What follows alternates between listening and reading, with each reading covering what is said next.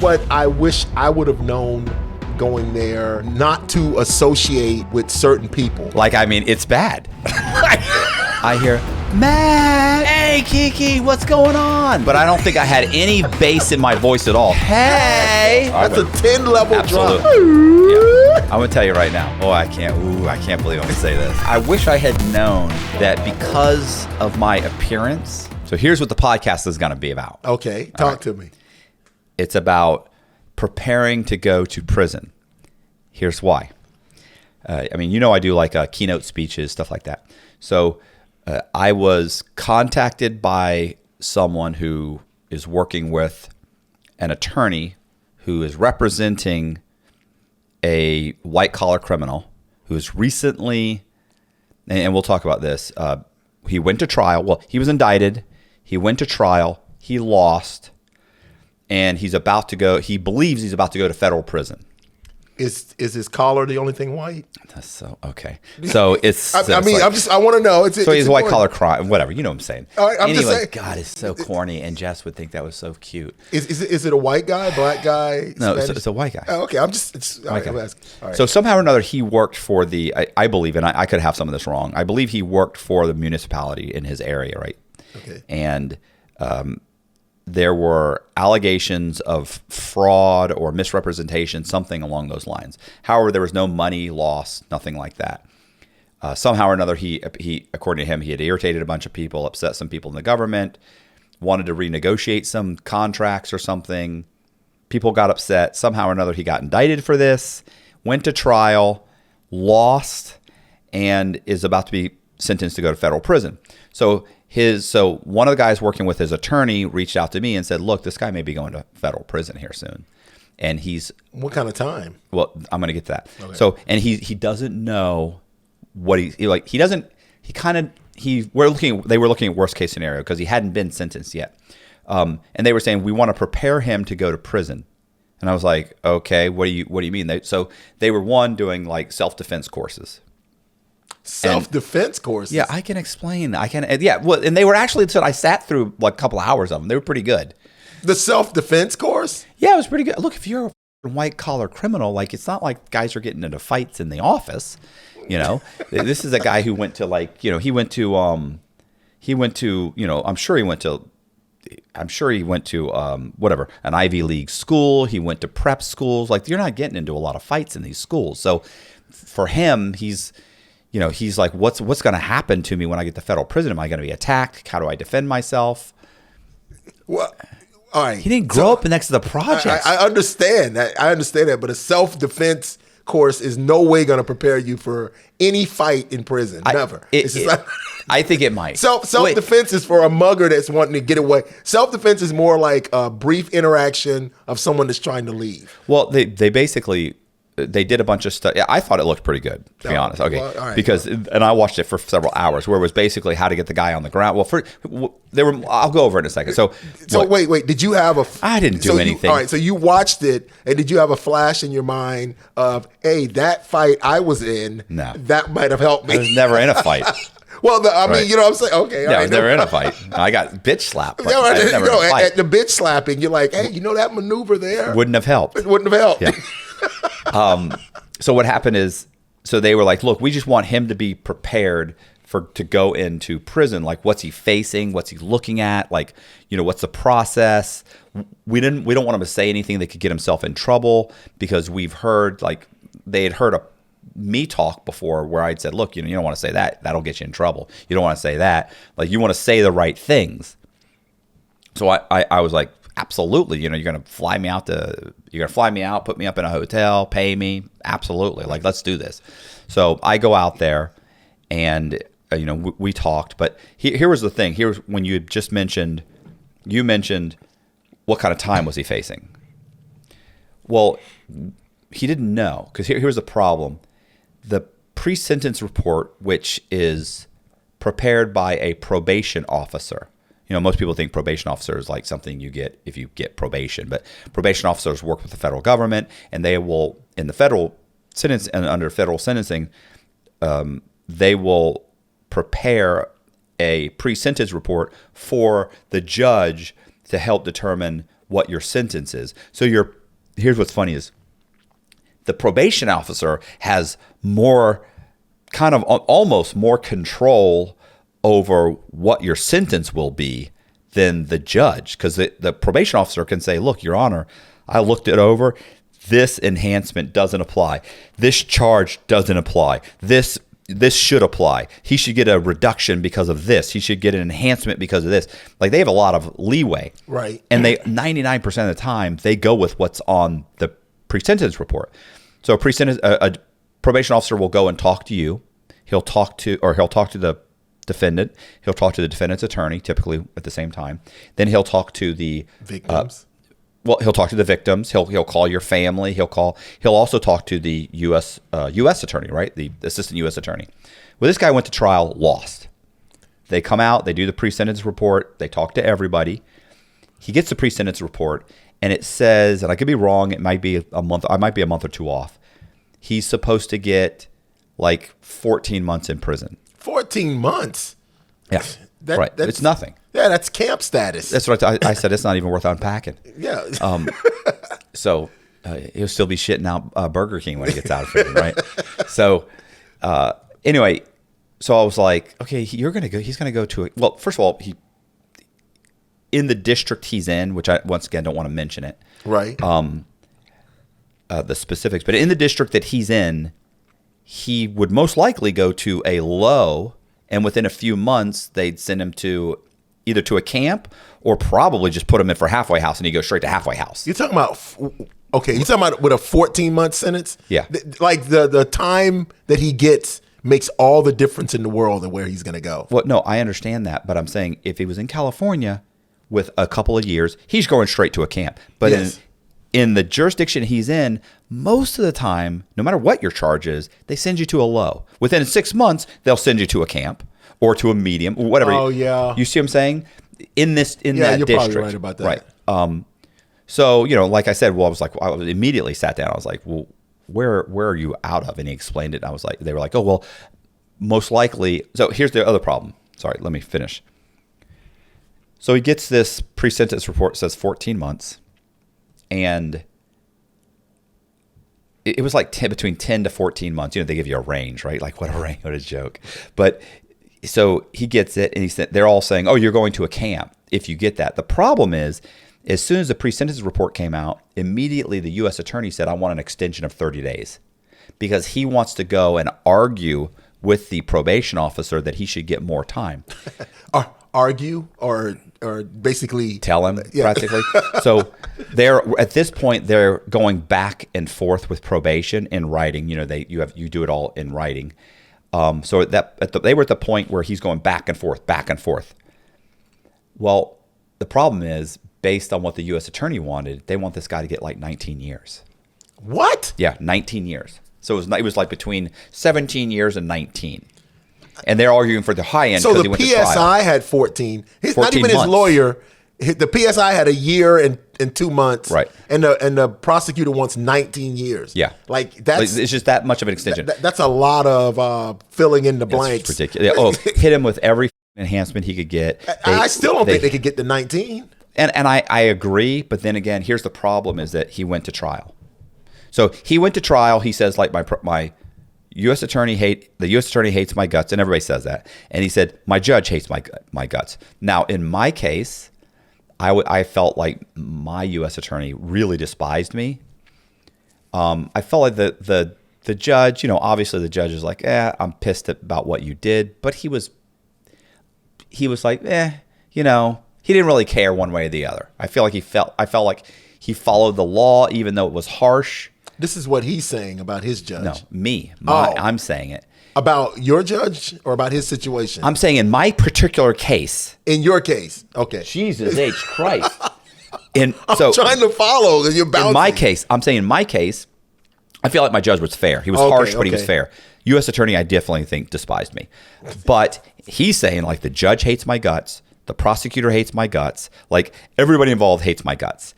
And they're going out of their way. He goes, so I feel like they're going to make sure that he gets at least, he's like, so I'm probably getting at least 15 to 20 years. No way. I hear you, but how many people do you know where they go in and they're supposed to get like I've seen guys that were supposed to get like 5 years and they get 19. Okay, well, I've seen that with the ghost dope theory, but that's normally the PSI that comes back that says that. If Right. for the prosecutor to have to pad the PSI 14 months, padding from 14, and he doesn't get acceptance of responsibility. You know, they give you time off for accepting, so that's already without that. Right. He also doesn't get timely accepted. He doesn't get any of it. He has a 3-point level down. He doesn't get none of it. He doesn't get any. So if he's 14 months without any of that, he's going to try. So I figured maybe, like, I think he'd high end at 7-8 years. I mean, I hear you, but regardless, this is what's happening. Right. So when I sit down, they're saying, look, let's assume he's getting 15 years. They're like, so he's going to go, they're saying like 15 to 20 years. They're like, so anyway, he's going to go to a camp. And I'm like, wait a minute, he's not going to a camp. If we're assuming 15 years, he's not going to a camp. No, he might not even go to a low. You know, at a low, they want you to have at least 10 or under. They make some. So you already know. No. A low, it's 20 and under. It's 20 and under? Camp is 10 and under. Oh, my fault. Right. You already know that going to trial and pissing off your prosecutor is a major automatically means they slide something in your file that actually ups your security level. I've seen that 10 times. It's like why are you at a medium? You blah blah blah. You have 4 points? I don't know why I'm at a medium. You know what I'm saying? You know, they slip that little. Well, I mean, I went to a medium and I had camp points coming in, but I had too much time. Right. At 26 years. So here's the thing. That's ridiculous. Yeah. So anyway, so he's saying, so his lawyer and everybody, they're saying, oh, he's going to go to a camp. And I'm like, he's not going to camp. They're like, well, he's nonviolent. He's like, no. I'm like, he has to have under 10 years remaining to go to a camp. And they're like, well, we're kind of well, then he'll go where? And I was like, he'll go to a low. And they're like, what's the difference? And I have to explain the difference. And I was like, look, even if he gets 7 years, in the district he's in, he's probably still not going to a camp. You're probably still going to a low. And he was like, they were like, oh, wow, we didn't realize that. Now, if he's in California, you're probably going straight to a camp if you have camp points and you're under 10 years, but not in the district he's in. So did you discuss the possibility of a medium with them? No, because I just couldn't imagine how he'd end up in a medium. I ended up in a medium because I got over 20, and I ended up in a medium because I was on the run for 3 years. Right. So I know I told you the story. You ended up in a medium because your criminal history is off the fucking chart. Didn't stop. But look. Off the chart. It was. I'm not the only one. I mean, their career consummate criminal is what my lawyer called me. Like, I read that 1,000. I had to look it up at first, but there was a gentleman that we used to call Batman at the USP, who was one of those CPNs or not CPNs, certified public CPAs. Oh, okay. That ended up taking his investors' money. Oh, okay. You know what I'm saying? How did he go to a pen? Exactly. He said they were attributing it to a fight that he had when he was in like not high school, but first years of college, where somebody did a report. So they said he's violent. Yes. Right.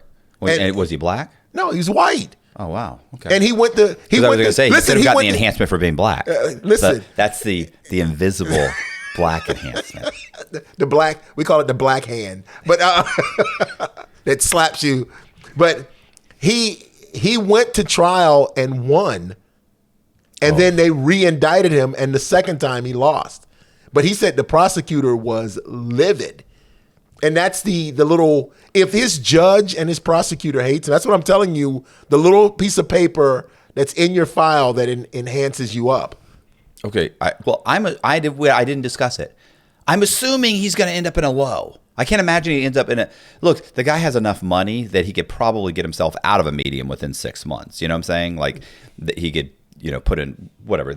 Well, his lawyer, the same with Batman. I'm going to remember his name one day so we can talk about him. Same with Batman. He had a ton of money. Listen, when I met him, he had already put in work. Like, I met him in the library. He had put in work at the pen. I'm like, you're adapting like that to this crazy environment. Can you imagine? I mean, what? You know what's so funny? Dude, this is like a Yale guy graduated. You know what's really fucked up is that you thought putting in work I mean, when you said putting in work, you meant like he beat somebody up or stabbed someone, something like that. That's what I'm talking about. When you said, my first thought was, he's already busting people. Like he's wearing a wire already and a pin. Yeah, it's like, and wow, he is adapting. He is it because that is adapting. That's it. Is adapting. That's what I think of as adapting. Not I'm going to get into this. Which goes both ways, right? But you're right. You're right. So all right. So they could do that. Okay, but reasonable. Yeah, is there? Sure, there's maybe a 5% chance. Let's be reasonable. I didn't have to go over. So the fact is he ended up like, look, I went to a medium, but as soon as I was under 20 years, they sent me straight to a camp. Straight to a low. So basically, I sat down with the guy. They liked you, man. I don't know where you get up. Yeah. But go ahead. 2.5 hours. Well, my counselor was white, so I walked in. I said, "Hey, I want to go to a low," and I did the. Oh, and he's like, oh, yeah. And he said, "Oh, I'm so sorry, Cox. I don't know what I was thinking." I said, "All right." On your way out, sit in Alan, please. Yeah. We're going to be sitting him to a swap some guys. Let's swap somebody out. That's right. You know this guy, Alan. Alan. He's a career criminal. You see this PSI? Hey, remember this? Remember that? Yeah, there you go. Listen, guys used to say that all the time. Like guys would be like, "Oh, well, you know what that is," and it took me a minute to go. I don't. He's got arm hair. Yeah, it's hairy. So anyway, so what I did was I sat down. I went over all the things like not to do. So when I told Colby that I had just come back, he said he was like, "Well, what did you talk to him about?" And I was like, "Oh, little things, this and that." And he said, "That'd be a good podcast." He said, "You guys should do like what it's like to prepare for prison." And I, like the whole get hard type thing. What it's like. So we should do what it's like not to be prepared for prison. Well, I think we did that well. You know what I'm saying? Anyway, so I sat down with the guy, went over everything, and it was funny how guys will listen to their attorneys, and the misconception, like one of the misconceptions for this guy, and well, I'll tell you something right now. If you're going to a low. Which I explained, you're probably going to a low. And if you're under 10 years remaining, in 6 months, you're going to be sent to a camp because he would have camp points. Right. So let's start with like going to a low. One of the things that attorneys will tell you is, well, when you get there, if anybody asks you why you're there, tell them, my attorney told me not to talk about my case. That's a major mistake. Like people think, oh yeah, then they'll know I have an attorney, and that makes sense. Okay, what that's saying to the inmates is, I'm a sex offender, and I have a sex charge, and I don't want to talk about it. So that's just a bad, you know what I'm saying? And this guy, I looked at this guy, and I was like, don't make that mistake. Well, I mean, at a low, would that actually be a mistake, or at a low, yeah, you'd be in the majority. The biggest gang on the compound. Like, none of those guys over there want to discuss their case. So why don't you go hang with them? Yeah. Hey, leave the pictures of your daughter, but go ahead.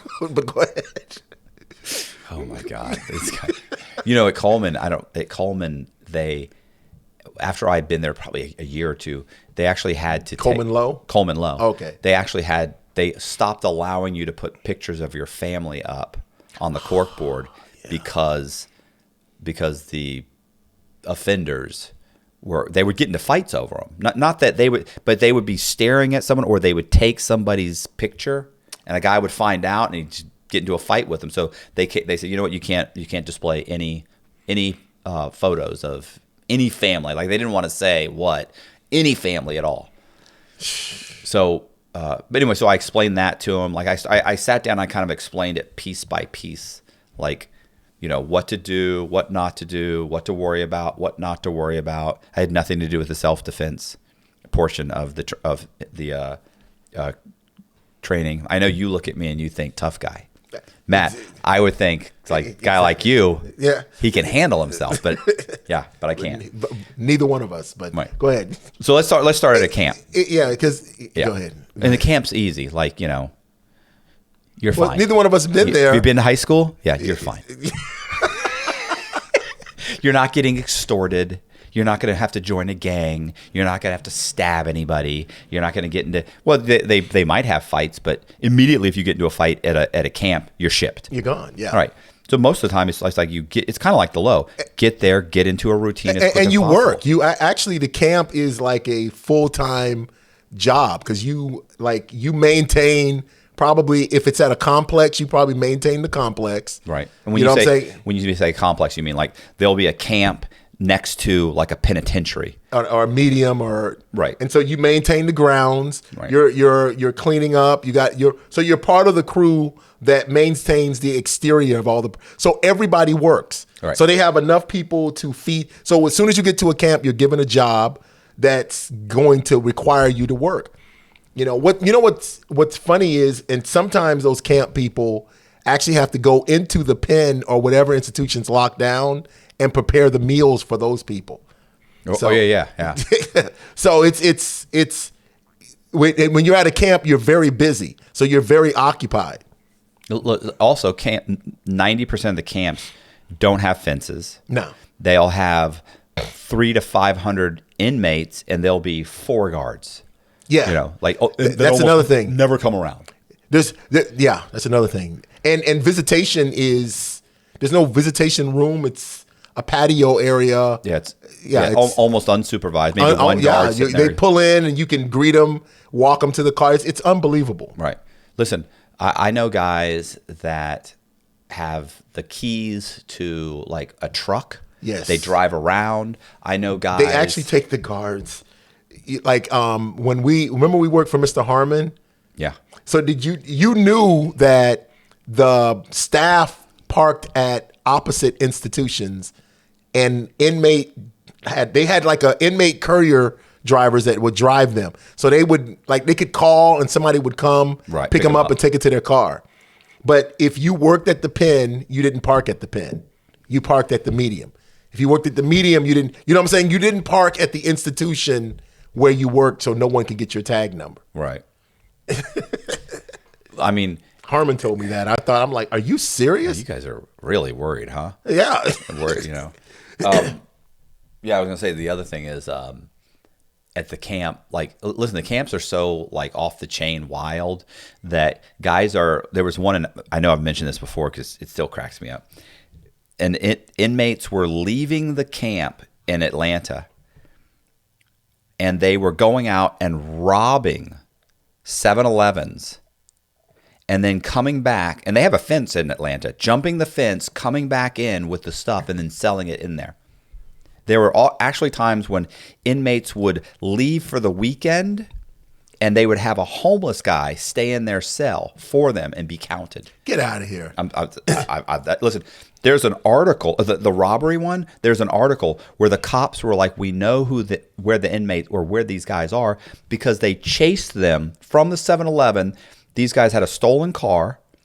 They jumped out of the car, ran to the prison fence, jumped the fence, and ran into the dorm and disappeared because they ran into a dorm with 150 guys in it. And they're all wearing the same thing. So, and there was a whole article about it. And wow. Oh, yeah. Wow. Well, that'll get them shut down.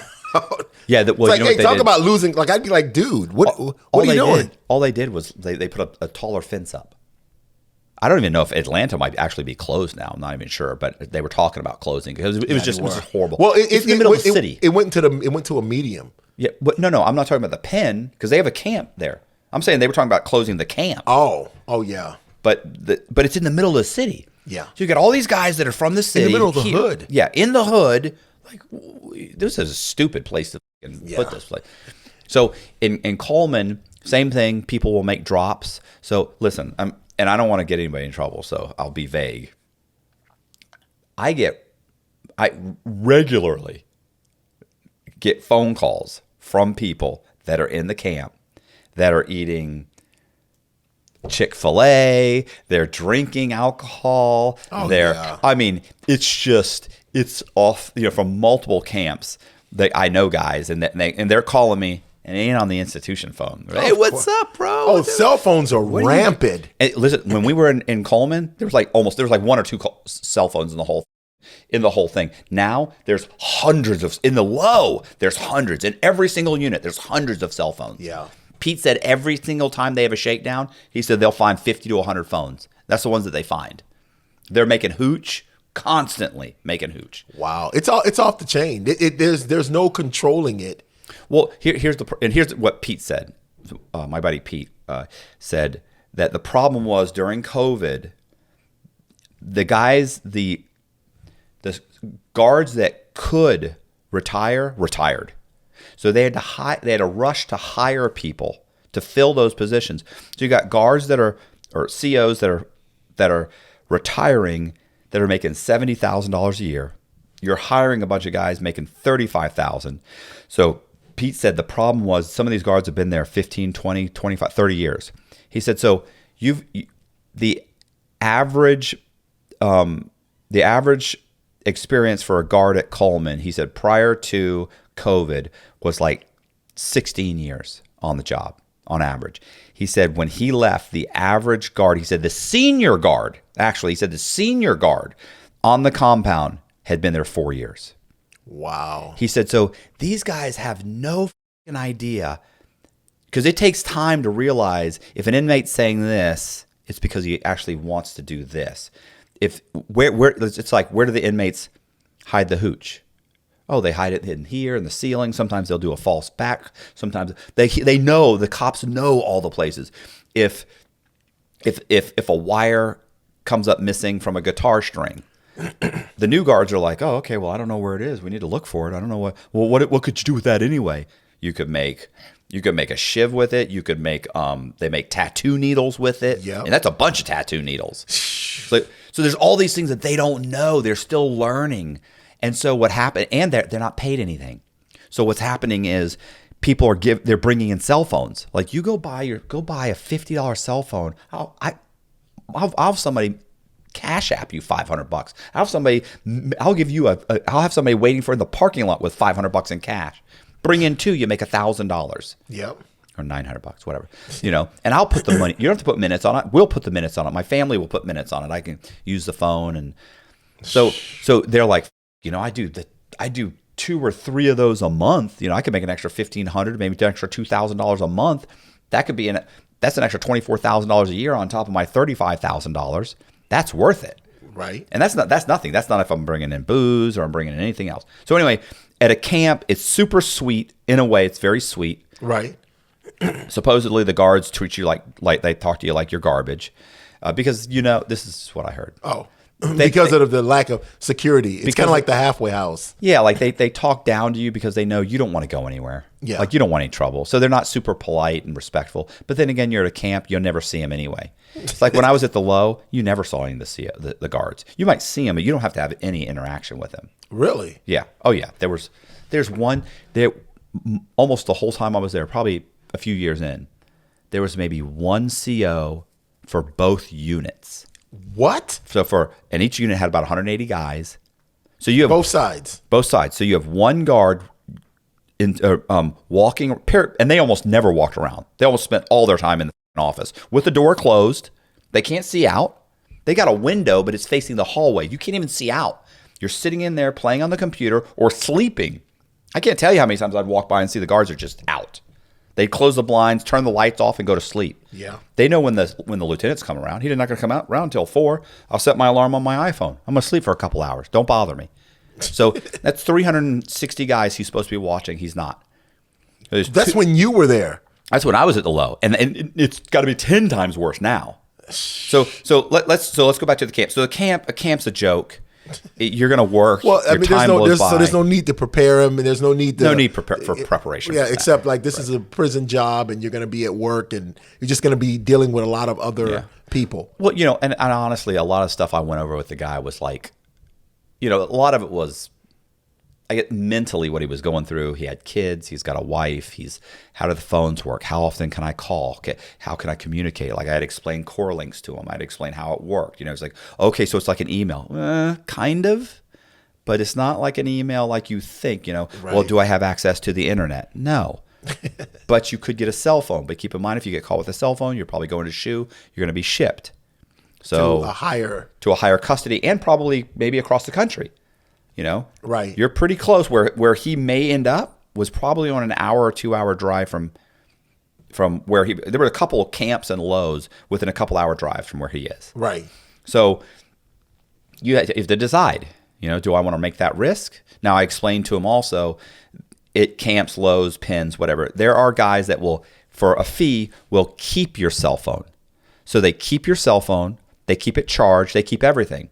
So if anybody gets caught with a cell phone, it's you, not me. You're keeping my cell phone. I'm paying you $25. Look, I know a guy right now at the camp that was telling me, he said, I don't keep my shit. He said, there's a guy right now that he said like 20 inmates. This guy's got like 20 cell phones, and he's getting paid like $25 a month for 20 cell phones.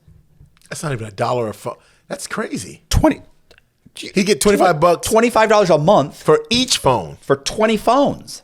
Total. Yeah, that's a chunk. No, for each phone. Oh, that's a chunk of money. Yeah, that is a chunk of money. I thought he got 25 for all 20. No.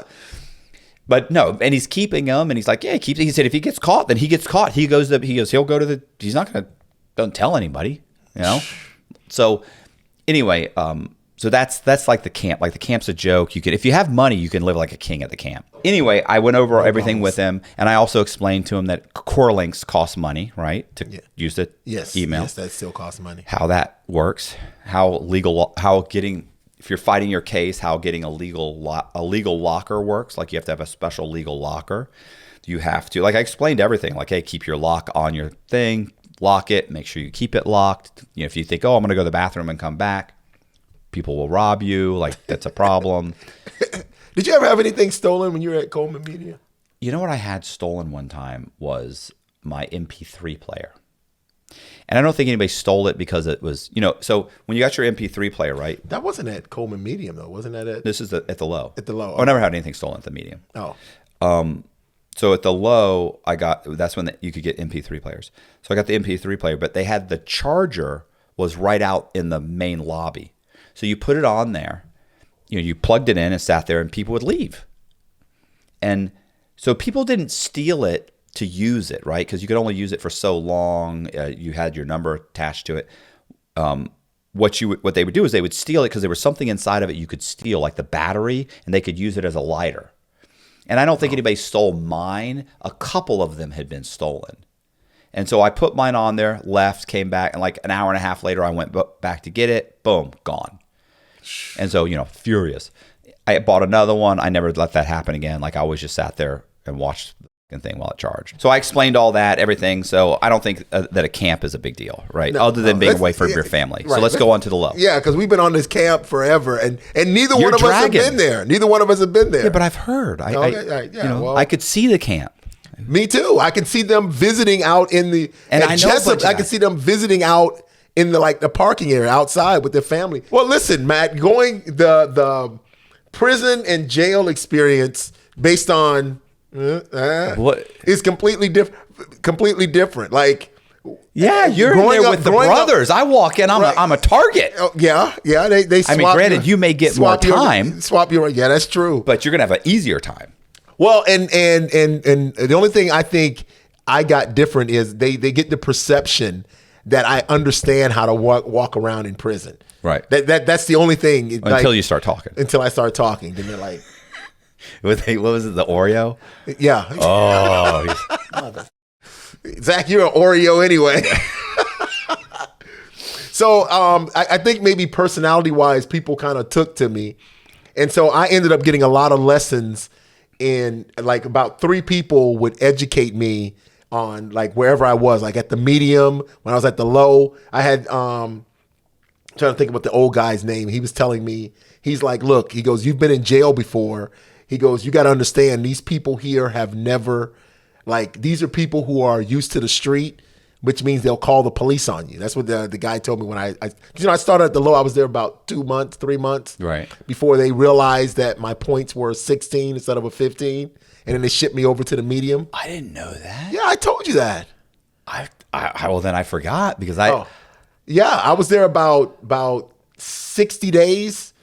Like I didn't count it because it happened so fast. I was there at first because I seen because they had the open moves after 5. It was like so brief, it flipped me out because once I had team for the first time, they shipped me across the street like 2 or 3 days later. She's like, oh, wait, your points are 16. They're not a 15. Did you tell her lower them? Well, I didn't know. I didn't understand anything that was going on. Right. So you're like, oh, okay, no big deal. Not realizing I'm about to get shit. I'm about to get shit. Yeah. She's like, well, she goes, probably your first official team, it'll get lowered down to 15. I said, oh, okay. The next thing you know, hey, Alan, pack it up. You're going across the street. Like I went by myself. It's like they grabbed me and put me in there by myself when I went in there to the medium. So yeah, I was there like about, I would say almost 60 days. But when I was there, a guy was telling me the open bay and all that stuff. I'd seen it, but I didn't really, because I didn't know what was going on. Right. It felt like a college You're still kind of campus. acclimating to the environment. To prison. Like I've been in county jail. I've never been to prison. So it was kind of hard for me to understand the whole concept of everything that was going on. Like it was very confusing to me. It looked like a college campus. You go there and sleep in it, like you walk in the dorm for the first time, and there's like hundreds of guys moving around, cups going to get coffee, conversations. You're like, it's like sensory overload. Yeah. It's just like, what the? You want to hear something funny? So when you were there, did they kick everybody out of the dorm during the day? Like you couldn't be in the dorm or the unit. You couldn't be in the unit. Just the house workers. Yeah. Only the orderlies. Yeah. So Boziak used to listen. This is an escape charge.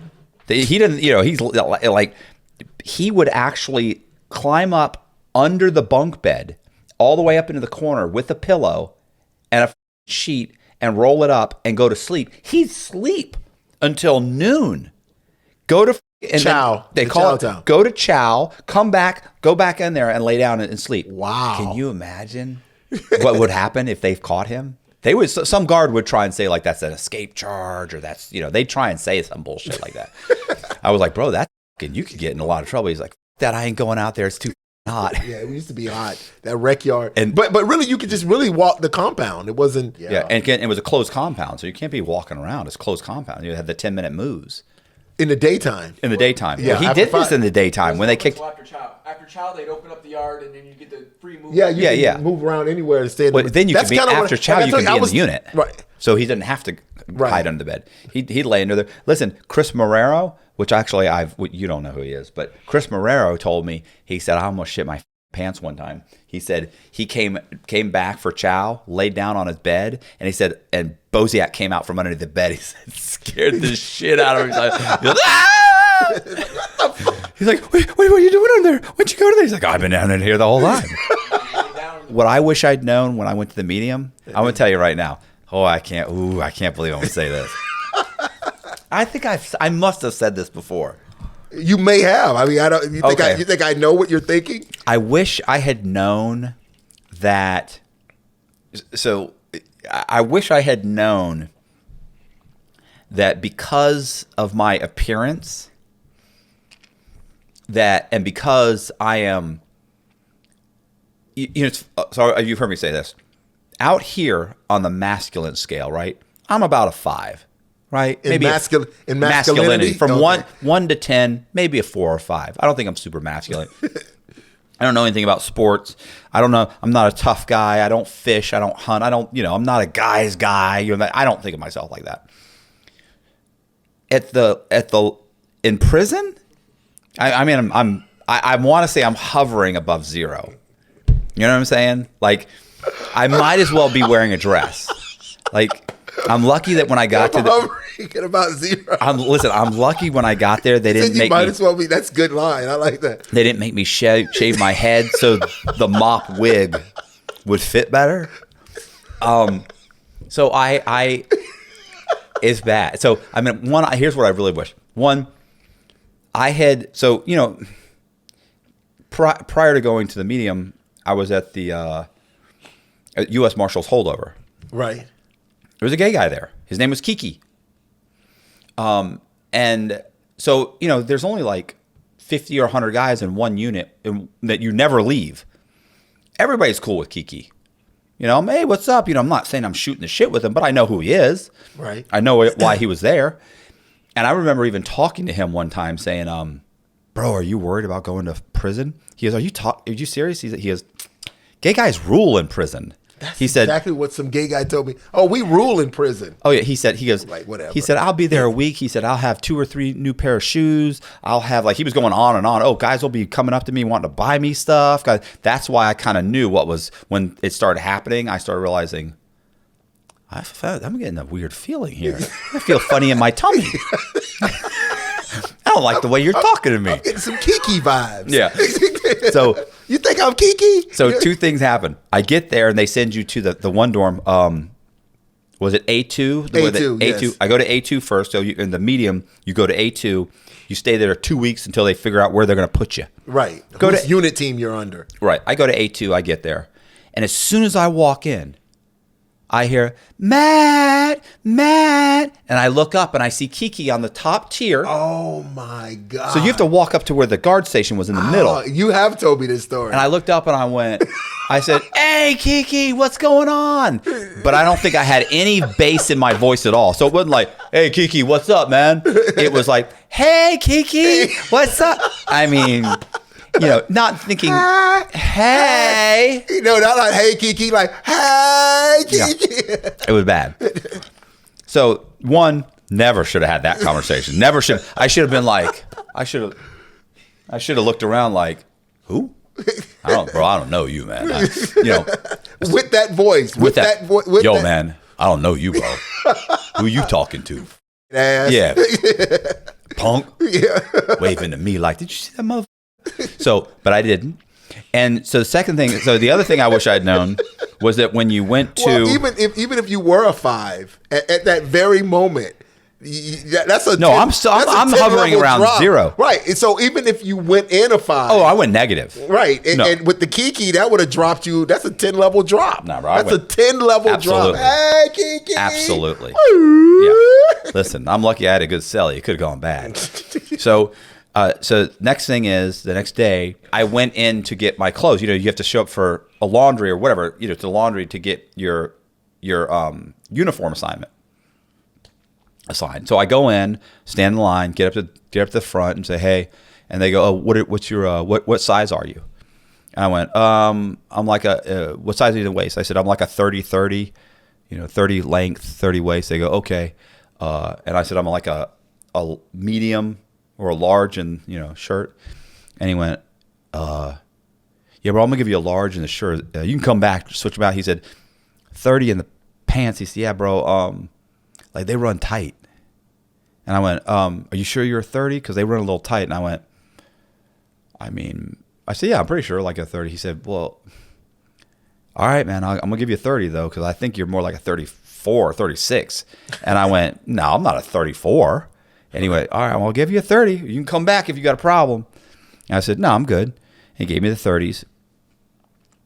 So basically, I put the pants on, and I've got a camel toe. It's bad. They're tight. They're extremely tight. You are dropping. This is free fall. They're tight. I go like the first or second day of chow. Kiki comes and sits down with me. Oh my God! So I'm wearing camel toes. I got a camel toe, and I got Kiki and another gay guy sitting down with me, and and they're waving to their friends, hey, and I'm they're like, hey Matt, that's so and so. I'm like, hey, what's up? It's not good, bro. You have no idea. It wasn't until the second day I was there, or about the third day I was there, wearing my pants. And I hate to say this because I know people in the comment are going to say, why you got to say it's a black guy? Because it was. Yeah, but why'd you have to say it? A big black guy comes up to me and says, hey, man, can I talk to you for a second? And I went, yeah, let me talk to you over here. And I thought, where there's no camera? And I was like, okay. I kind of stepped a little bit. And he goes, no, over here. I said, bro, I'm good. What's up? And he goes, you need anything?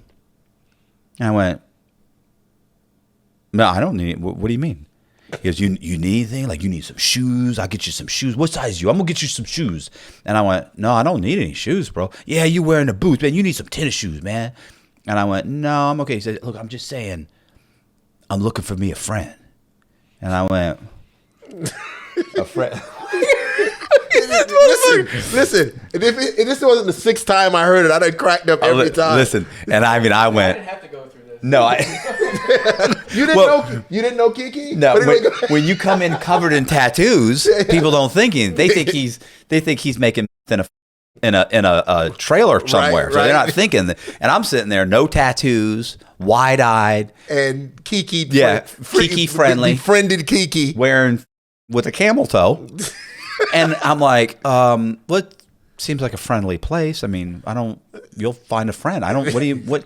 I'm just saying, like, you use a punk. I mean, you use gay, right? I said, no, not at all. Threw some bass, and suddenly the bass shot. I didn't even mean to do it. The bass shot in my voice. No, absolutely not. No, I'm saying, you could be on the down low. I said, no. I said, I don't know what you're thinking, bro.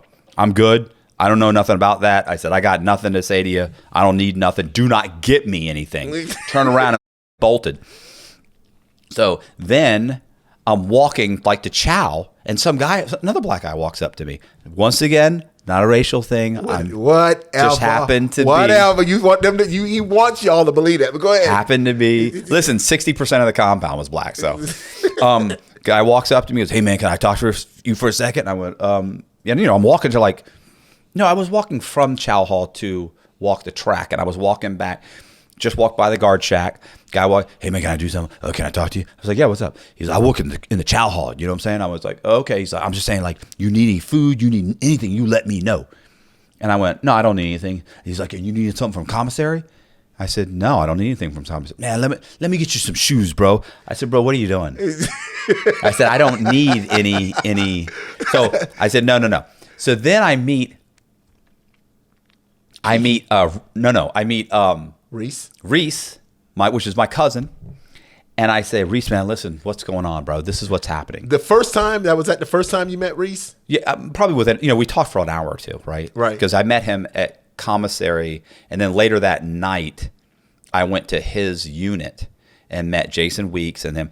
And you know what? It may have been Jason Weeks, because this is because I can't remember who said it exactly, but I know Jason Weeks was there, Reese was there. And Reese had made pickled eggs, which are amazing. The best pickled eggs I've ever had in my life in prison. Guy. So, and I said, listen, bro. He goes, how's it going? And you need anything? You need a coffee? Whoa.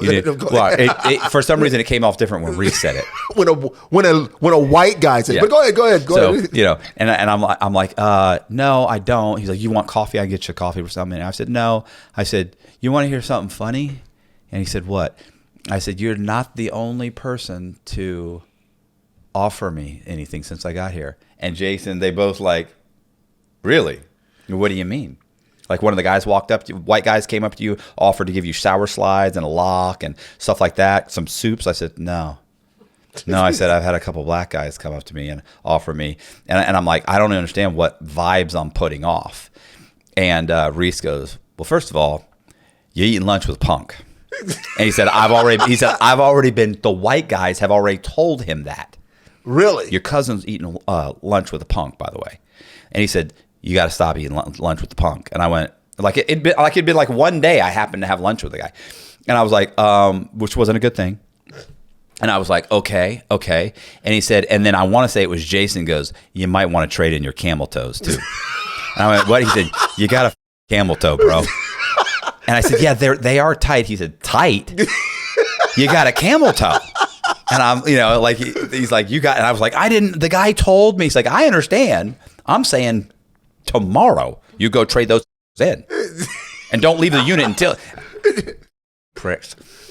And then. Pricks? They're pricks? Listen. For great advice? A week later, I'm in the rec yard and I'm standing there leaning up against the fence. And this black guy comes up to me and leans up against the fence and goes, you need anything? We got a lot in common. That's what you said. No. It wasn't. It was, you were heading towards the Chow Hall. I was heading out the rec. Oh. But you had already been forewarned that I wanted to talk to you. You had already been told. But I didn't know who you were. Right. And so you tried to talk to me, and I thought you were like, whatever you said, I was like, yeah, no, I'm done. Don't even talk to me. Hey, we got a lot in common, right? No. then later, Sheldon. We couldn't remember his name last night. Remember? Yeah.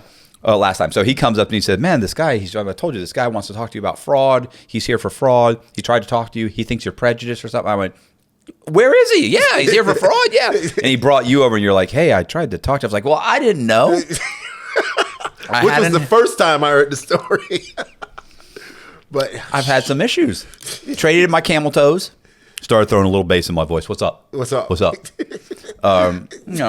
Tried to toughen. It was way too late by then. Your reaction when I say, hey, we got light cover, you're like, oh, that's exactly what, oh, Jesus. Not again. What the? That was your reaction. Like, you need anything? As I'm walking away, you need anything? God dang it. So, yeah.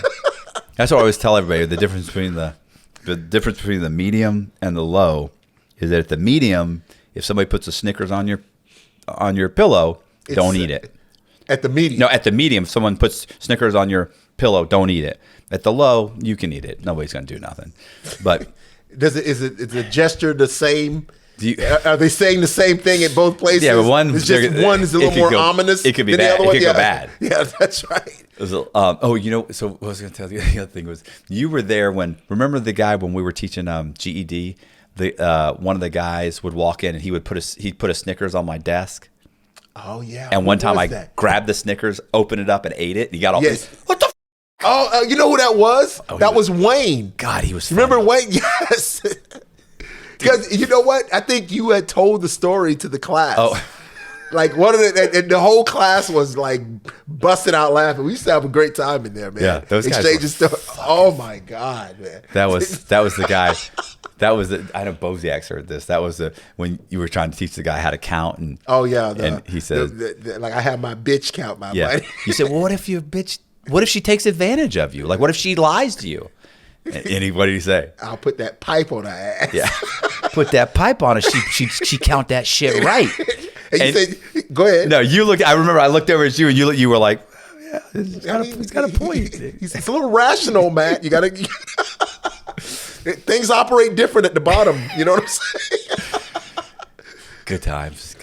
So yeah, I wish I had known going in I needed to present more of a tougher exterior and been a little bit more, a little bit more aware of who I'm hanging out with. Right. Well, at a medium, it's a blend of hard and soft. You know what I'm saying? It wasn't quite like a soft compound, but you could operate on the people who, you had the violent people and the people who weren't violent. Right. You know what I'm saying? And they kind of coexisted. And you intermingle. There's a lot of crap going on and people planning on killing people and a lot of fights, vicious. And yet there was still a lot of, laid back people who didn't engage in any of that stuff. Yeah, there are guys writing business plans and then would have creative writing classes and teaching real estate classes. It was a pretty good mixture. Well, I used to always say that it was like being a non-enemy combatant in a war zone. Yep. It's going on around you, but you're not involved in it, and you see it, and you just kind of keep your head down and hope that you don't get any blood on you. Right. But nobody's randomly attacking you. You're not being forced into doing anything. Right. So it wasn't. I would say it was that bad. Like for me, what I wish I would have known going there is like not to associate with certain people.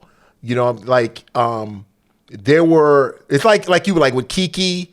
I was hanging out with some people from Florida or with a group of guys, especially the ones that were looking to put cases on people. You know what I'm saying? Right. And that's what got me in the middle of all that stuff, because they were like, hey, I heard you know a little bit about this. You know what I'm saying? So associating with them kind of kept my thinking on that level. You know what I'm saying? So I don't know. That was my first time in prison. I was at the low. The low was very laid back, and like my warning there was that the people there still told the police on you. Right. Like everybody's the police. Yeah. So when I got to the medium, it's not that everybody's the police. Everybody's trying to get time off.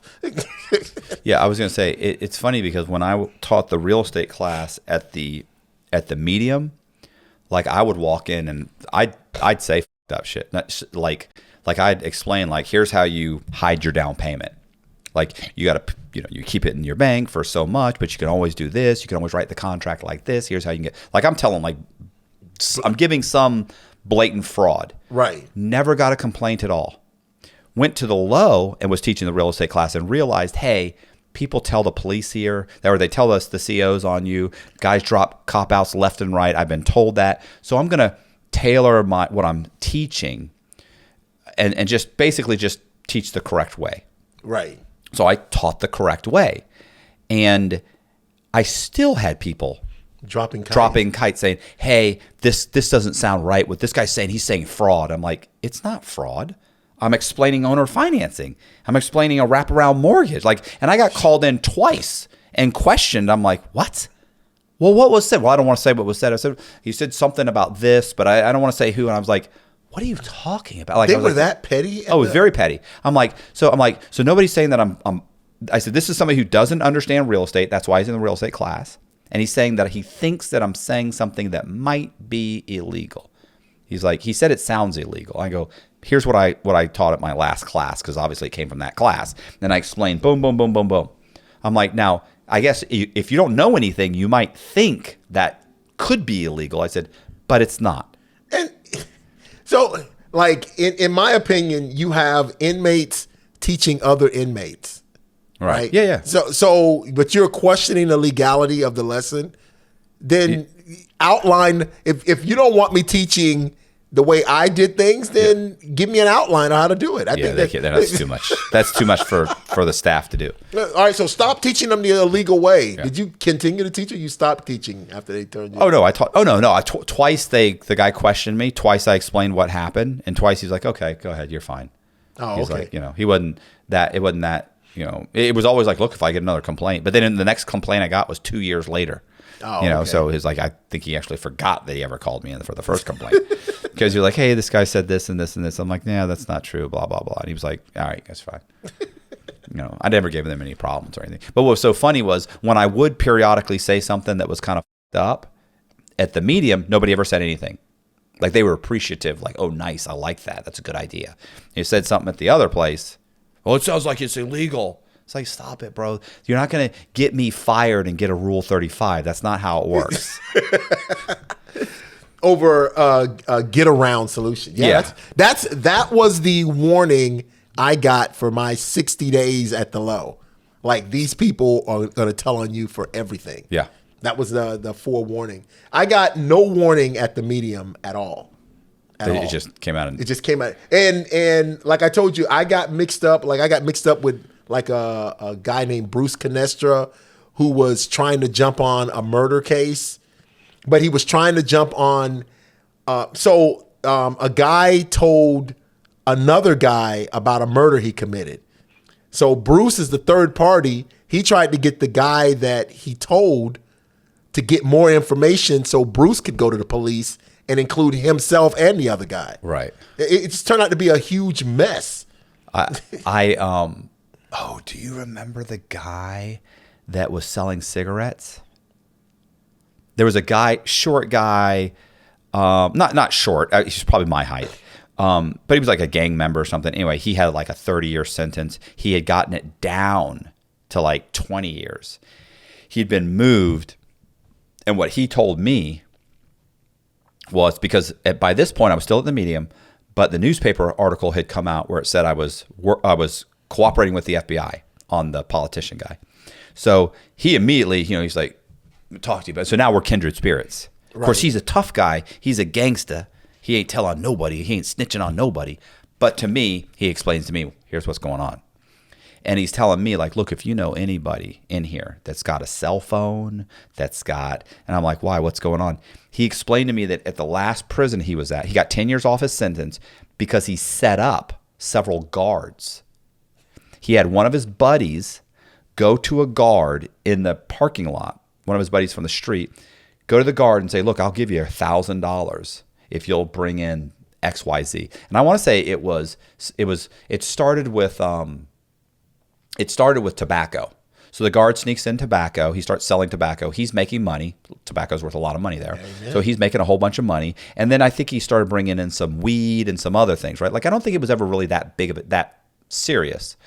But it was enough that he ends up contacting the FBI, and they do an investigation, and they bust.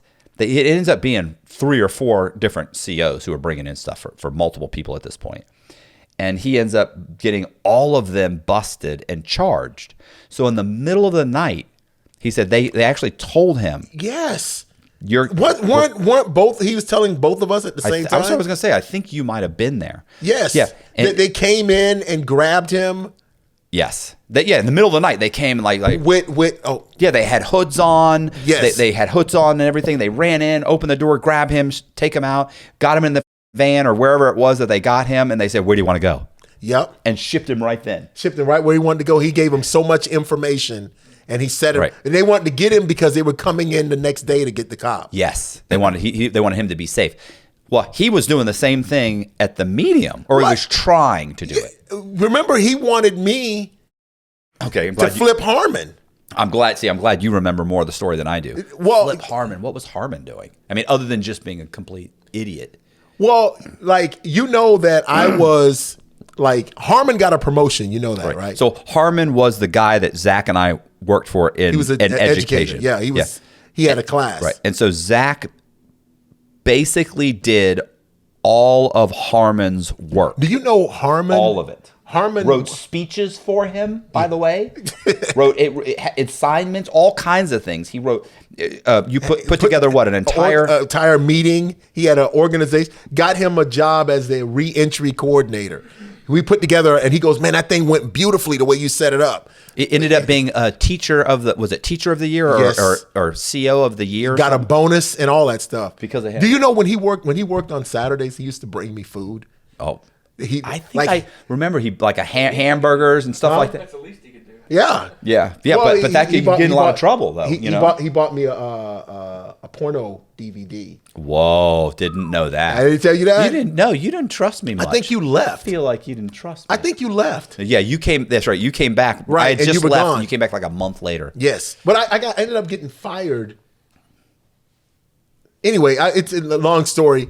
And he still you did get fired. You got fired for using the computer. My computer. He got me in trouble. He got me the only time I'd ever been written up. I had access to write resumes, and I was able to save the resumes. Yes. And you started writing your legal work on that computer and saving it. Now, you're not allowed to save. First of all, inmates aren't even supposed to have access to computers. And 2, if they are, they're certainly not allowed to save anything. Right. And I had access.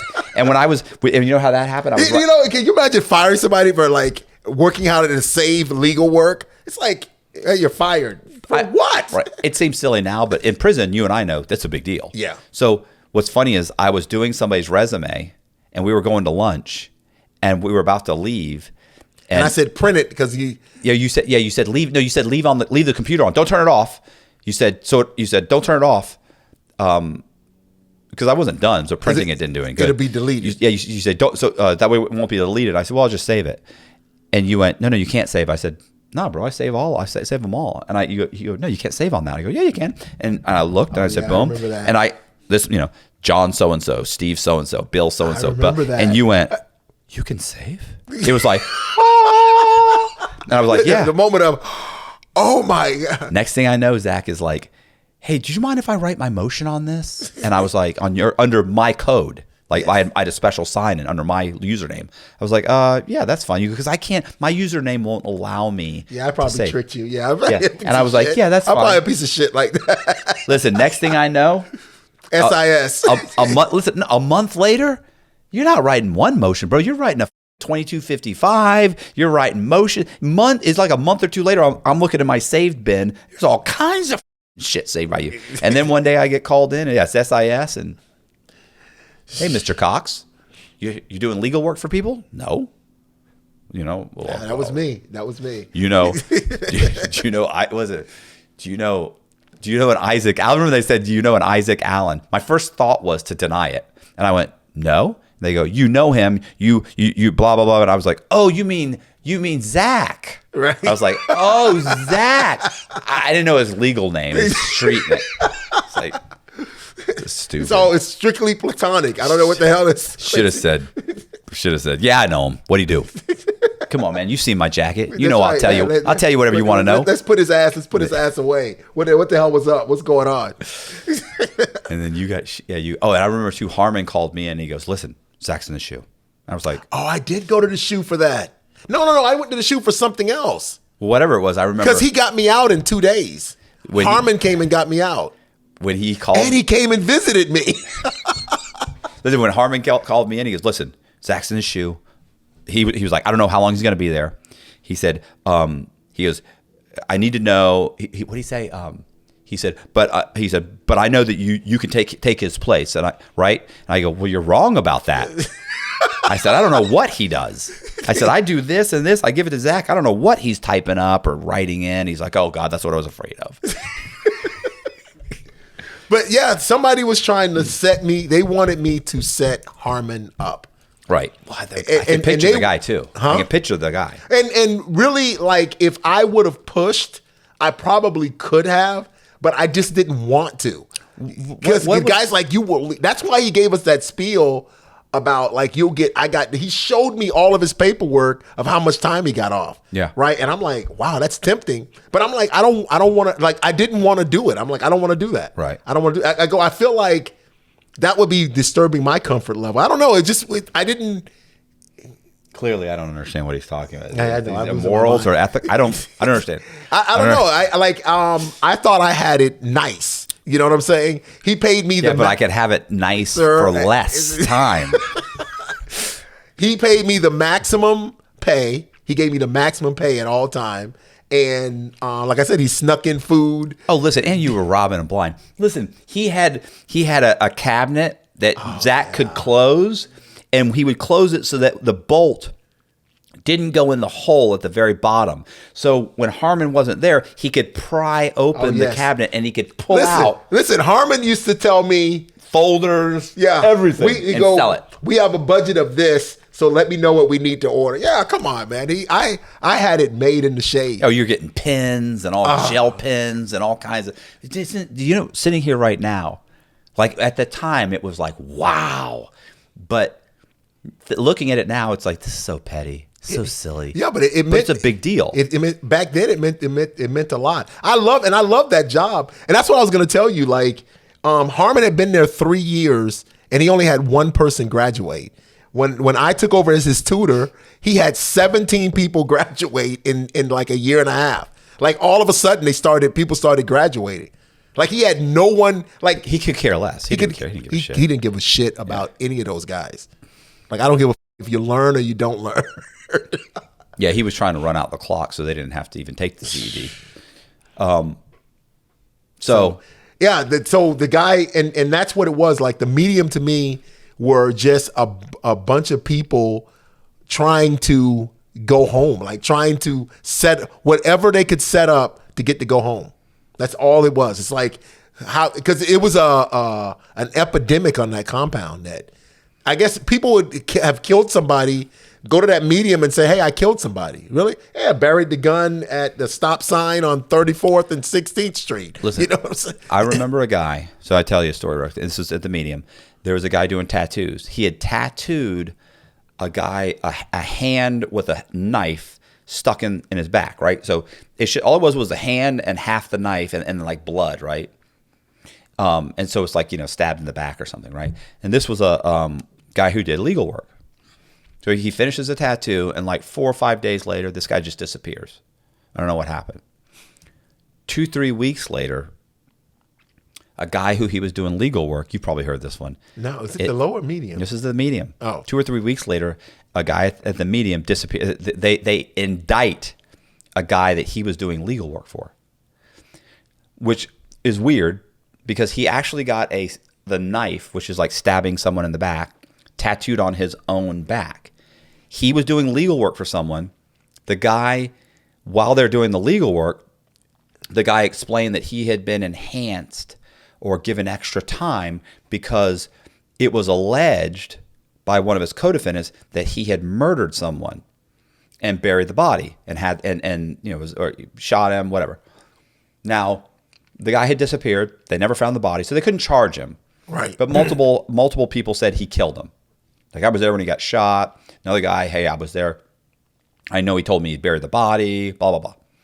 So, but they couldn't do anything, but they ended up giving him an extra however many. The judge said, you know what, what is that when they can take other stuff into consideration? Relevant conduct. Yeah, but based on relevant conduct, one of your other co-defendants was murdered. Your other two co-defendants are saying this. I'm going to give you an extra 10 years or 5 years. I don't know what it was. So this guy at the medium who was doing his legal work was saying, look, that's not right. They can't do that, blah, blah, blah. They actually can. But so he insisted, I can help you, blah, blah, blah. So as he's explaining it to him, or his case, and helping him fight his case, he becomes a confidant. And the client, he ends up convincing the client, I need to know everything about the murder so I can help you to explain away. Because what we don't want to do is talk about this and have someone find the body. Like, where's the body? Is it someplace that is connected to you? I mean, is it in a field? He's like, no. He explains, like, it's in my grandmother's backyard. Even if my grandmother dies, that house will go to my mother. Because he was saying, like, what if it's in a place where it gets dug up, they find the body, they find the gun, and he says, okay, well, what about the gun? He said, no, the gun's with the body. And he's like, oh, okay, good to know. Thank God we're on the same page, because I'm here for you. Right. Guy gets the FBI. Guy explains the whole thing. They go, they dig up the backyard. This guy gets moved, by the way. So he gets himself moved. Well, once they confirm the accuracy. Right. Once they confirm it. And keep in mind, they type. So at the same time, just before he gets moved, he has the tattoo guy stabbing the stab thing on his back. Which is funny because you're the one that stabbed him in the back. Why would you get whatever? He felt it was. I'm the stabber. I'm the guy stabbing people in the back. So he does that. He gets moved. A few weeks later, the guy's indicted. They the marshals show up and rearrest you in prison, like they come and serve you your shit or whatever. And then next thing you know, he's on the thing and he gets moved back to wherever. And that guy who had solved that case, somebody was telling, I don't know what the outcome was, other than I'm sure he got immediate release or his time cut in half or 60% or something. I don't know what it was, because by the time all that was happening, but that was a huge buzz on the compound. Like, holy shit. Yes, I remember. And then I got moved, so I don't know what happened. Oh, I remember all those. But there was about 7 or 8. It was unbelievable in my mind that people would go and talk about a murder they committed. Be like, well, how come I can't get that lucky? Everybody's so they're so closed-lipped around me. Yeah. You almost got someone talking about a murder? I actually had somebody who blatantly said something, but he was with his brother, and his brother was like, hey. And I was like, yeah, let's not. Because I knew immediately the brother was like, the f*** did you just say to this guy? Right. And so they shut it. So his brother kind of shut it down, and this guy kind of realized, like, oh, yeah, I probably shouldn't say anything. And then I jumped in. I was like, yeah, we don't want to mention anything like that. I said, let's just keep going. And so I was writing a story, and I never went into it or pushed it or anything like that, because I thought there's no way he's going to give me anything. And I already had my own shit in the works. Right. But if his brother hadn't been there, it could have been a different story. But yeah, you're always out of paper, almost out of paper. Yeah. Right, baby. But yeah, I couldn't believe. So that was the one I definitely know about. That one. I was just thinking about the guy that told you about the cigarettes and the other guard. The story he told is coming back to mind, because he used to tell me. He told us that he called the guards. The guard had bought cell phones, and he would call the guard, or the guard would call them from home on the cell phone in the jail. Fuck. And they talked to him like, what a idiot. What an idiot that was. Listen, I interviewed a guard that was a guard at Rikers Island. Oh, it's on my, listen, you couldn't. This guy's story, it really should be like a series.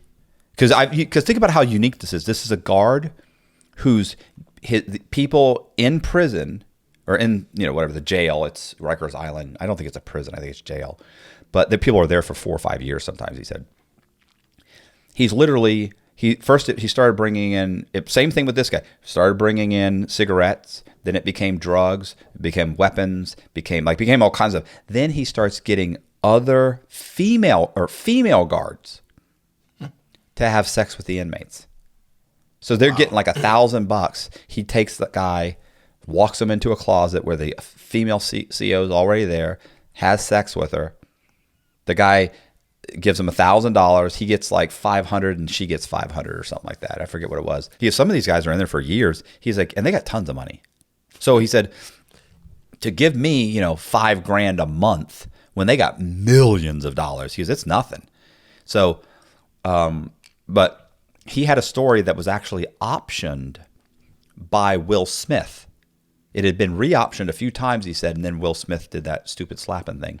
Oh, and they dropped it. And they dropped it. They said, yeah, we're tailoring or tapering back on our Will Smith. Well, no, well, not on our Will Smith's production company, who was saying they were going to make it into a series or a movie. They were like, yeah, we have to drop some projects. This is one of them. But if you hear his whole story, like it's super unique.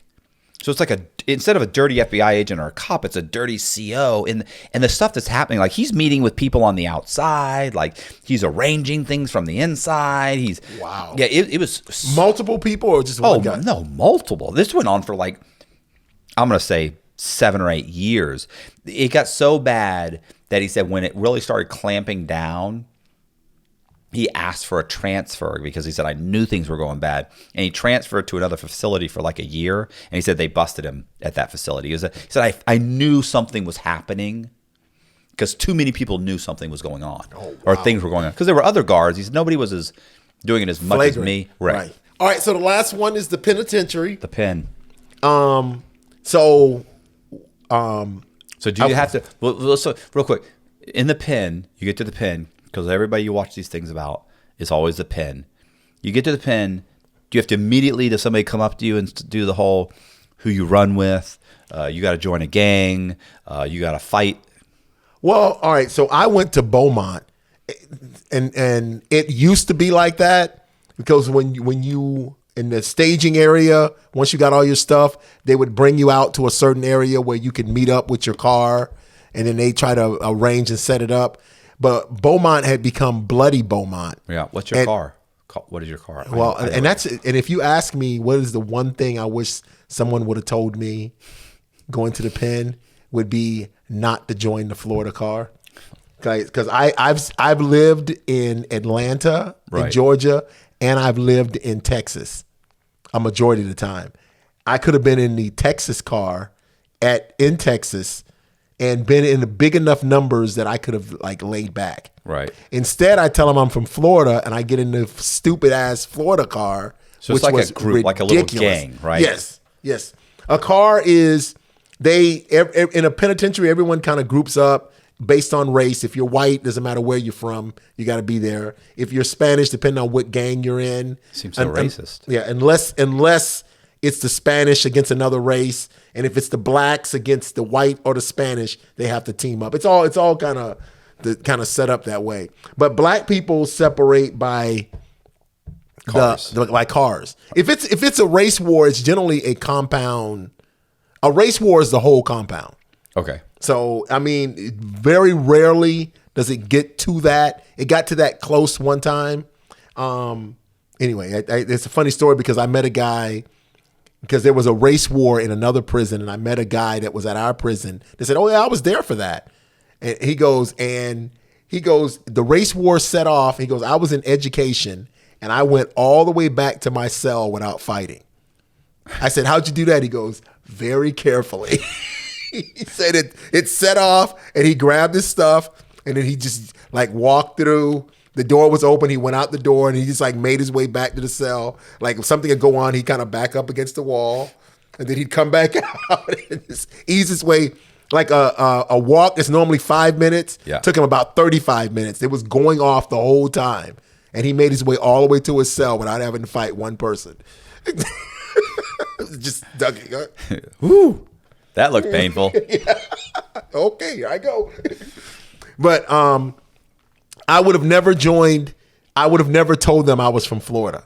Why? Because it was too small of a car. It was not. Wasn't. Those were the worst people I'd ever met in my life. Those were the worst. You know, like thinking back. So like I keep in touch probably with about 10 to 15 people. Okay. Right? From the pen. None of them were from Florida. Right. Those were there's one that's Chad, but those were the worst people I ever met in my life. They were horrible. Like I couldn't stand any of them. There wasn't one that I even like. There were jackers, people masturbating. There were people who would masturbate right there at the table, and then the war and the fight against each other. I told you about the one time with Iceman. I listen. I love that story. Right? Can you tell a story? Come on, just tell a story. when Iceman like tells us we're going to war. So like I'm in my unit and they're like, "Hey man, you know we're about to go to war with DC." I'm like, "What?" Yeah, with the DC car. With the DC car. And I'm like, "What?" He goes, "We're going to war, man. Do you have a knife?" I'm like, "No." I had been there probably about 8-9 months. I had a job in Unicor. I was making good. I was ecstatic. I was doing legal work. I'm like, okay, I found my little niche. I can do this. Like, now you gotta go to war. But I got a job at Unicor. I know, like, but I'm making money. So we're going to war. So what's happening is it's supposed to go down in 3 days. You know, everyone's supposed to suit up and we're supposed to meet on the rec yard. So as each day is going, Iceman is making announcements to he'd go to different units and get, like, if there was 4 buildings. Yeah, it was, no, it was 3. It was 4. I think it's either 3 or 4 buildings. So he would go to each building to make his speech. So when he got to our building, which was the first one, you know, all of us are in there. We're all gathered up. He's come in during a move. What, a cell? In a cell, yeah. We're all gathered up in a cell, and he's making this, you know, blah, blah, blah, this is war. This is when to go down. Blah, blah, blah, blah. We're going to let these people know they can't do us just any kind of way. You know, he's making this long spiel, right? And like, get ready. I've already got my knife. You know, people are telling me how to strap it to my hand so if it gets bloody, it doesn't slip. Like the whole, like every day I'm like, duh, duh. I go, God, please don't let me die. Like, I'm thinking, I just don't want to die in this war. If I got to stab somebody, you know what I'm saying? I'm just like, I don't know. I never could figure out how I was going to go through with it. Right. To stab somebody or be stabbed, you know, and I was terrified. So he's giving the spiel, blah, blah, blah, blah, blah. He's like, all right, everybody ready, everybody straight. You know, I'm like, hey, I got a question. You know, because it's quiet. He says that. You're like, yeah. Hey, I got a question. He's like, yeah, what's up, bro? I said, why are we going to war? Like, what are we warring over? What happened? Because all the preparation for war, nothing included why. Right. Right. And he go, man, one of them DC dudes made a move on my bitch. What? Yeah, man. One of them DC dudes were flirting with my punk, with my boy. That's what he called it, my boy. Boy, yeah. Yeah, I couldn't remember the term. Was trying to hit on my boy. I'm like, so we're going to war because someone was hitting on your boy? Yeah. I'm like, sounds like a you problem. I'm like, I go, yo, bro, I'm not going to war over that's what I thought. Right. I'm like, I'm not going to risk my life over I'm not gonna do it. Oh, what? Because he run up, but like, what? I said, bro, I'm not gonna risk my life over some bro. I said, I don't even get down like that. I'm not gonna risk my life. Oh, bro, hey, you think long and hard, bro. Think long and hard about this. Cause you do this, you on your own, my nigga. You on your own. Ain't nobody standing with you. You on your own. I'm like, okay. Deal. You're taking the knife off. You're unrolling the knife. Yeah, good. Yeah, I'm out of here. You know what I'm saying? Then like actually we didn't go to war. Everybody like, after I did that, it was like, bro, I guess when I love people like, dude, I'm not going to war over some I don't know what the hell you talking. Everyone's like, man, I'm glad you stepped up and said something, bro. You go, I'm glad you asked it. Like everyone's telling me that. You know what I'm saying? So it was just, They were horrible, bro. You know what's so funny about this Iceman guy? Before he got there, everybody was amped up because he was coming. We had meetings on the rec yard. Iceman coming. Iceman coming. Man, he do legal work. He done been around 20 years, you know, and like I remember meeting him, and I didn't even know much legal work, but I remember meeting him and saying, like when he talked to me about law, I remember thinking to myself, this guy's an idiot. Right. This guy's he knows absolutely nothing about law. Like I said, that's the worst part about the system is that you can know nothing and fight, and at no point will the court ever say, you don't know what you're doing. Yeah. So you always seem like you know how to prepare a document, how to prepare a motion, how to argue a motion. It always seems like you know what you're doing. And I learned it's mostly just plagiarism. Right. Like I stole language, like all my motions were, and then once I developed a good one, I kept the basis and just used it over and over and over and over and over. So, I mean, but I could understand the concept of it. And I remember thinking to myself, this guy has no concept whatsoever. Yeah. You know, but it's, and this is the guy they called the leader. They couldn't wait for him to get there to take over the Florida car. Now we're going to be straight. He's coming. And he's really nothing but a problem. But an idiot, then he's nothing but a problem. Yeah. Got us in the war with a DC car over a boy. I'm like, are you kidding me?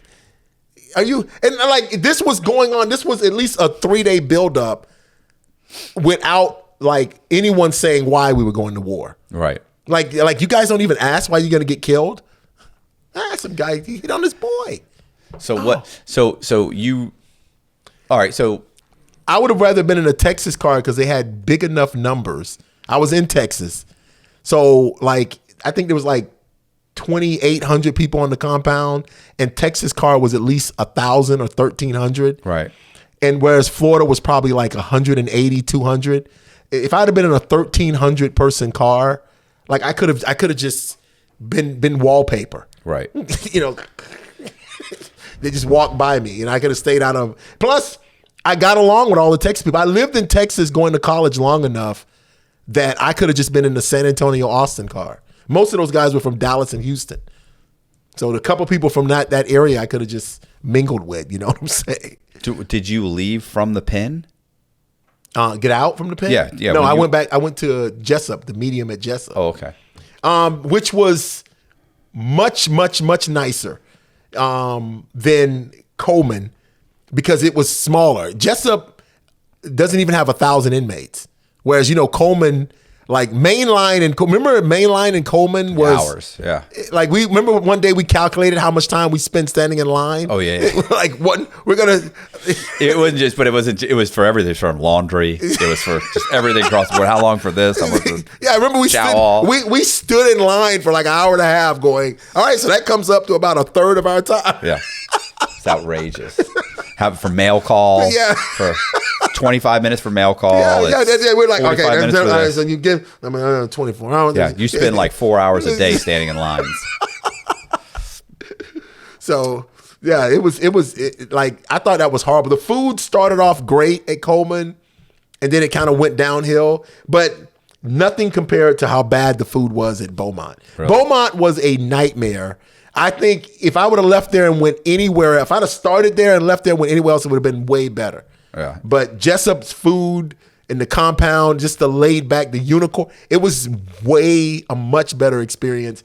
I had almost no problems. None. No, there's no cliques or gangs. There was nobody with me or none of that. It was way much more laid back. I loved it. So you went to did your time at 2 mediums. Yes. And a pen. And a pen and 60 days at a low, 60, 70 days at a low. Okay. And I did my time at 3 years at a medium, 9 years at a low. You never got tired of that low? 1 year at the U.S. Marshals holdover. I did. I mean, I don't know about tired. No, I don't. That's wrong. I shouldn't say that. I didn't get tired because I had a good routine. Like you said, you get into a routine, you're like, I'm good with this. Like, I'm good. This is a good routine. And I had a bunch of, I had friends. So it's like, I got to. You're writing books too. Yeah, that's what I'm saying. I'm writing books. I'm making money. I'm building a portfolio. I got a bunch of good friends around me, good guys that I like. Like, this is a good. I'm bidding. pretty good here. Like there's no reason to leave. Now I would have been okay with going to a camp, but we've had this conversation. But my mom came to see me every 2 weeks. My mom would drive up from Tampa. Right. And if I went to any camp anywhere, she would be Not the be able to make it. closest one she'd be to would be Miami, 4.5 hours away. She's never going to be able to make that. She's in a wheelchair. It's not going to happen. So that and that combination between that and I also had like a queue of stories. It's like, I'm finishing this story. It's going to be another month and a half, and then I'm going to do yours. And then after yours I'm going to do what this guy hears. And so I had a whole thing, and like you said, a good group of guys around you makes your time so much easier. And, it's also like the fear of like moving. Right. It's such a pain in the ass to be moved, and getting your stuff to follow you. Listen, when I went from the medium to the low, it took about 2 months for my stuff to get there. From across the parking lot. That's how bad it was. Oh my God. They had done some new protocol where it used to be they would basically take your shit, throw it in the van with you and drive it across. When I did it, they had to mail it. You're mailing my stuff. They said, yeah, from now on we have to do this. That's why it's taking so long. And then even then, it was months and months. Right. Before I got, so after a couple months, so I was going up there every other day asking, and every time I was there, they were like, Cox, I swear to God, if you come in here again, I'm throwing you in the shoe, and that happened after the first 2-3 weeks, and then I would go and I just knock on the window, I'd be like, and I'd be like, no. And I go, okay. And then finally one day I just got called. They called me over. They said, I will call you. And of course, everybody else was like, don't wait for them to call you. I know guys' stuff that's been sitting there. Like the guys that worked up there said, there's guys' stuff that's been sitting in the corner for a month before they call them. Wow. So go up and ask. I'm like, he said he's going to throw me in the shoe. And they're like, he's not throwing nobody in the shoe. He goes down, he might handcuff you. But when you get down to the lieutenant's office, they're going to be like, I'm not throwing this guy in the shoe for asking if his shit's there. It came from the low. Why isn't it here? That's the whole thing.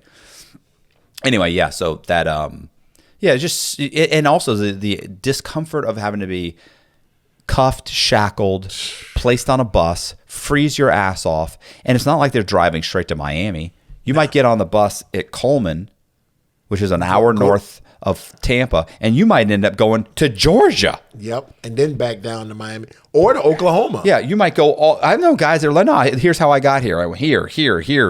Took me 2 months worth of training there. Spent 2 weeks here, a week here, 10 days here, and you're like, bro, it's a 2-hour drive. And they're like, yeah, I know. It's horrible. I did it twice. I hate to say, on my way to the pen, I was terrified, and I felt like that trip was fast. I left Coleman, went to Tallahassee for a week, scared the whole week. Then when I left Tallahassee, I went to Oklahoma, from Oklahoma straight to the pen. They flew me. I said, hopefully they'll fly me somewhere else. Nope, we're landing in Beaumont. They're going to take you right to the pen. And then they're bouncing people to low. And then I walk in the pen by myself. All the people on the bus, 70 people, and they let them off the camp, the low, the medium. All right, last stop, the pen. What did you get yourself into? Fuck. Oh man. Horrible. When you got in the comm, how'd you throw some bass in your voice? Yeah, of course. Hey, yeah. What's up? Yeah, what's up? What happened? Where's my cell? All right. Hey, I appreciate you guys watching. Do me a favor, if you like the video, hit the subscribe button, hit the bell so you get notified of videos just like this. Please check the description box. I'm going to leave a link to Zach's channel where he goes over his entire story about how he ended up in prison. He doesn't really go over any of the prison stuff, though. He talks about his scams and his whole story. Anyway, which is currently being made into a book. Yes. Right? We should talk about that. It's being finalized now. I think we're probably about 3-4 months out. So, and not like mine. I wrote my book in prison. Zach actually has a professional writer who's a published writer. Zach's gonna end up having a movie before I ever have anything done on my shit. Never. Anyway, I appreciate you guys. Thank you very much. Check it out. See ya.